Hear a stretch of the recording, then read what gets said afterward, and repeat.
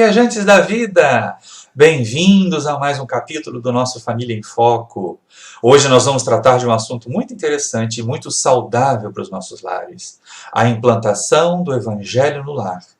Na literatura antiga chamada de culto, mas nós hoje, com uma visão mais aperfeiçoada, vamos entender que na verdade é cultivo, já que Allan Kardec disse que em doutrina espírita nós não temos cultos oficiais.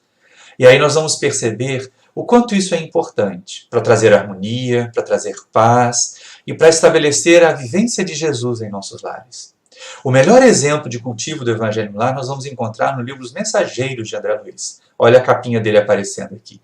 E aí nós vamos perceber ali a casa de Isabel, uma viúva, pobre, costureira, com 4 filhos, mas que enfrenta tantas dificuldades com ânimo, com coragem, exatamente porque aprendeu a transformar o seu lar num verdadeiro posto avançado da colônia Nosso Lar. E aí, quando André Luiz vai descrever o início dessa tarefa na casa de Isabel, ele diz para nós mais ou menos o seguinte: olhem só. Nas primeiras horas da noite, Dona Isabel abandonou a agulha e convidou os filhinhos para o culto doméstico.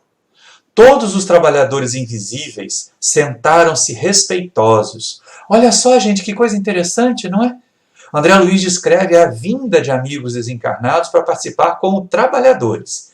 E eles, ao perceberem que os encarnados estão se organizando para o Evangelho no lar, eles também se organizam e se tornam mais serenos.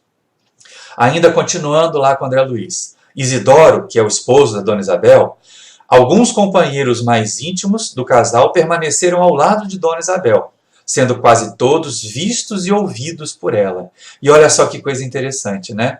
Esse público todo do mundo espiritual que compartilha conosco esse momento, que traz para nós boas vibrações, pode ser percebido quando nós temos médiuns presentes. O que nós vamos ver mais adiante não significa transformar a nossa reunião do Evangelho no Lar num culto, uma reunião mediúnica, tudo bem?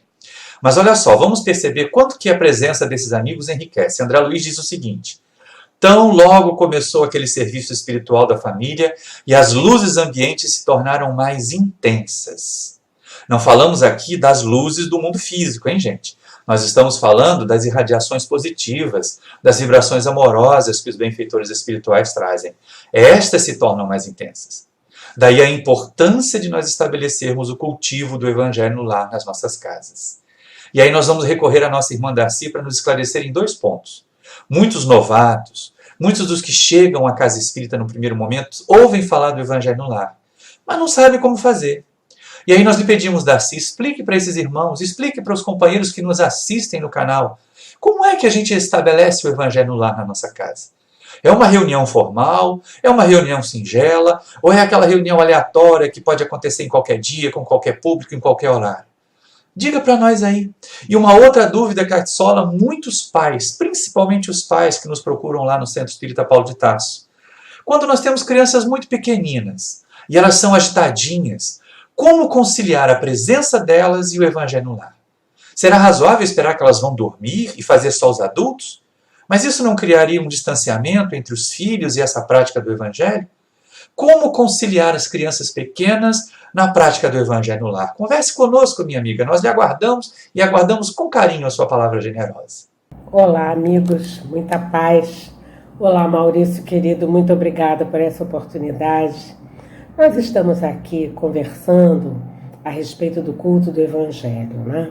E aí eu vou deixar com vocês a amostra, né, de um documento que foi desenvolvido pela Federação Espírita Brasileira, que vem falando a respeito justamente de como fazer este Evangelho no lar. Então, veja bem, escolha um dos dias da semana ou um período de 20 minutos, de manhã, de tarde, de noite, em que a maior parte das pessoas da família esteja em casa. Agora, fazendo parênteses, se por acaso você é a única pessoa espírita ou interessada nesse instante, então escolha aquele momento. E aí, você veja um espaço na sua casa, pegue o Evangelho, pegue a sua garrafa para água fluidificada, porque a gente sabe que os espíritos vão fluidificar a água enquanto estiver acontecendo o culto, né? E aí você começa.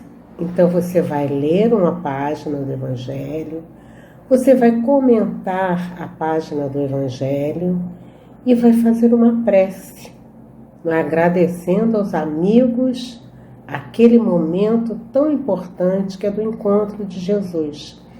A Joana de Ângeles, no livro Mestre de Amor, ela vem falando: dedica uma das noites da semana para que Jesus vá ao seu encontro. Então a gente, hoje em dia, com a vida um pouquinho atribulada que a gente tem, a gente sabe que pode ser uma noite, uma tarde, uma manhã. E aí então você se reúne com seus amigos, com seus familiares, para fazer então o culto do Evangelho. Aqui neste livro, ou nesse folheto, né, a gente tem assim uma orientação básica para aquela pessoa que não sabe como fazer. Então ele diz assim: início da reunião, uma prece simples e espontânea. Depois, a leitura do Evangelho, né? Um item para que esse item possa ser interpretado, desdobrado. Depois, alguns comentários. Vamos fazer uma vibração pela humanidade, né? Vamos pedir aos amigos espirituais que envolvam todas as pessoas que estão sofrendo nos hospitais, nas casas de saúde, aquelas que estão em guerra, e aí a gente termina o culto. Agora, há uma outra pergunta: e as crianças? O que a gente tem sugerido é que haja 2 momentos do culto do Evangelho no lar. Um, com as crianças, elas sozinhas. Então, digamos, você vai se sentar, ou sentar no chão, ou naquela mesa com as crianças, e você vai, então, fazer com elas este culto. E como é que vai ser isto, né? Existem vários livros, a literatura infantil hoje está muito rica, e ela vem, então, trazendo aquelas informações, aquelas ideias que facilitam a evangelização.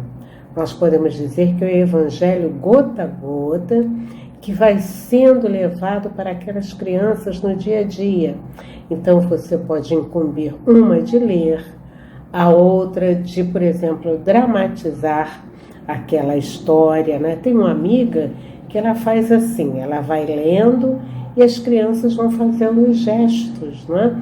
Eles têm uma música, e aí existe um repertório muito grande de músicas infantis, e com isto, em meia hora, você está conversando com as suas crianças a respeito de Jesus. Num outro momento, você faz o culto para os adultos, mas você permita esse momento com as crianças, que é um momento muito rico, em que Jesus está ali presente naquele encontro com as crianças e vai estar, logicamente, presente no encontro com os adultos. E é importante porque, como o Maurício mesmo estava falando, não é? E esta citação, essa referência ao livro Os Mensageiros, né? Nós sabemos que nesse instante a nossa casa é visitada pelos nossos anjos guardiães. E olha, não há maior segurança em nossa vida do que a gente poder receber na nossa casa esses amigos, esses anjos guardiães. Então, eu vou colocar aqui algumas sugestões de livros, né, que você pode utilizar no culto com as crianças e que vai fazer muito bem à alma. E você vai observar com o tempo a transformação das crianças. Porque quando a gente está falando em evangelho, né, o cultivo, não é, do evangelho, nós estamos falando em adquirir práticas na relação com os nossos filhos, com o nosso marido, conosco mesmo, no sentido de receber Jesus na nossa alma, fazendo com que ele reorganize, com que ele tranquilize as nossas emoções. E quando nós fazemos o Evangelho desde cedo, nós estamos preparando as nossas crianças para a vida de adulto. Quando nós estamos observando algumas questões relacionadas à juventude, a gente pergunta: e os hábitos de orar, de estar com Jesus desde cedo, eles foram cultivados?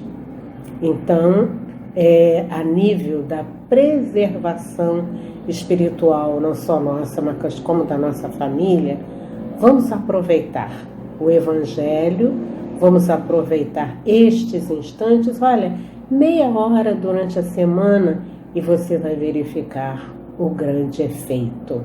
Então, vamos fazer o Evangelho no lar, o Evangelho no coração, protegendo-nos e protegendo a nossa casa. Obrigado, Darcy. Ficamos felizes com a sua contribuição e agora eu espero que mais pessoas se sintam estimuladas a estabelecer o seu evangelho no lar em casa, o seu cultivo da mensagem de Jesus em seus lares. Mas ainda voltando a essa questão da presença espiritual, André Luiz nos descreve agora, numa outra obra, no livro Desobsessão, que quando os nossos lares estão em harmonia, por causa do evangelho no lar, por causa dos pensamentos harmoniosos que nós estabelecemos, não apenas naquele dia, não apenas naquele horário, mas ao longo de toda a semana, o evangelho no lar é uma boa desculpa para nós cultivarmos Jesus todos os dias nos nossos lares. Mas aí lá no livro Desobsessão ele fala a respeito da prática do evangelho no lar pelos trabalhadores espíritas, principalmente por aqueles que se envolvem com a tarefa mediúnica. Olha só o que o amigo espiritual nos diz. Além dos companheiros desencarnados que estacionam no lar ou nas adjacências deles, há outros irmãos já desenfaixados da veste física que recolhem amparo e ensinamento, consolação e alívio na conversação espírita e na prece em casa. E aí nós percebemos que essa ideia do cultivo do evangelho no lar traz benefícios não só para nós encarnados, mas também para outros irmãos desencarnados sofredores. Por isso a Casa de Isabel, lá do livro de Mensageiros, ela é tão frequentada por amigos e também por espíritos sofredores que são levados para lá. E aí André Luiz conclui lá no livro Desobsessão dizendo o seguinte para nós: olha, o culto, ou cultivo, se nós preferirmos, do evangelho no abrigo doméstico equivale à lâmpada acesa para todos os imperativos do apoio e do esclarecimento espiritual. Isso é a coisa mais interessante que nós deveríamos considerar. O evangelho no lar tem a participação de encarnados, deveriam ser todos os da casa, mas nós vamos fazer com aqueles que quiserem, com aqueles que desejarem. Os demais, que respeitem, que fiquem quietinhos nos seus quartos se não quiserem cooperar ou participar, se forem de uma religião diferente daquela que nós estamos abraçando. Mas nós temos também o público desencarnado. E é este público desencarnado que às vezes causa impressões aos médiuns. E a necessidade de ter um cuidado, antes de nós terminarmos a nossa tarefa, de avisar: culto do evangelho no lar, cultivo do evangelho no lar não é reunião mediúnica.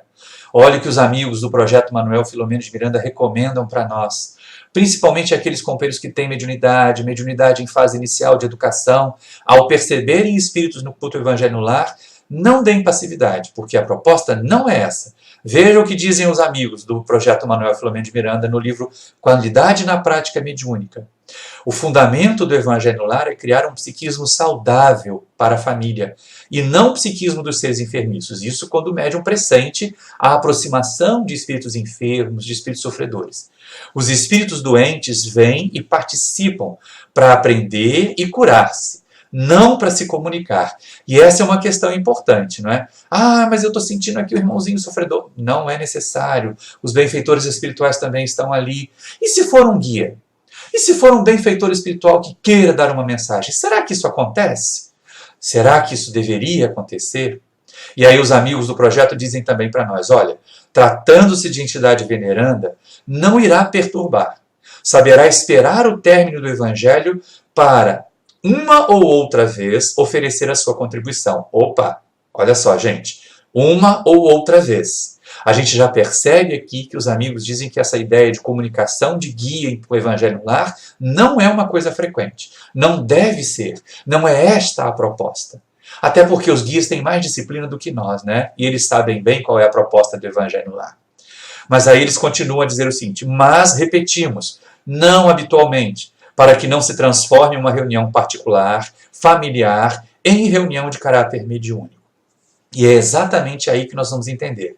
A proposta do Evangelho no Lar é trazer a mensagem de Jesus, é convidar Jesus para estar conosco. Aqueles 15, 20 minutos de uma vez por semana, com hora certinha, ou algumas vezes na semana também com hora certinha.